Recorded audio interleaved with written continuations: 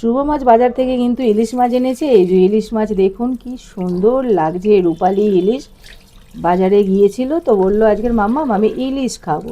তা আজকের আমাদের ইলিশের প্রিপারেশনে যেগুলো আছে সেগুলো হলো কি, এই টমেটো, সর্ষে, লঙ্কা, হলুদ আর কাঁচা লঙ্কা, আর এখানে আছে ইলিশ, এখানে আছে ধনেপাতা। এই যে আমি ইলিশগুলোকে সাজিয়ে নিচ্ছি। তো এবার দেখি বাটাবাটিগুলো শুভম একটু করে দিক, তবেই তো টেস্টি হবে জিনিসটা, না? এই যে আমি মাছ ভাজাগুলো করছি, ইলিশ মাছগুলো দিয়ে দিলাম একেবারে। এরপরেই কিন্তু মশলাটা দিয়ে দেবো। এই যে এটা আমি চাঁদি মাছ ভাজছি এখন, এরপরে আমি ইলিশ মাছ ভাজবো আর তারপরে সর্ষে বাটাটা দেবো। এখন আমি এই চাঁদি মাছটা উল্টাচ্ছি। এখন এই ভুতচাঁদি মাছটা রান্না হয়ে গেছে, ভেজে নিয়েছি, এবার তুলে নিচ্ছি।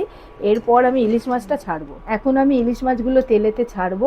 আর শুভমের অনেক দিন ধরে ইলিশ মাছ খাবার ইচ্ছা হচ্ছিল, তাহলে বলি যে সর্ষে বাটা দিয়ে ইলিশটা তোর জন্য করেই ফেলি। আর বেশিক্ষণ ভাজতে হবে না, কারণ ভাজলে এটা পুড়ে যাবে। এর মধ্যেই কাঁচা সর্ষে বাটাটা আপনারা ঢেলে দেবেন একদম। এবারে স্পেশাল যে পেস্ট যেটা শুভম আমাকে বেটে দিয়েছে সেটা আমি এখন এটাতে ঢালবো।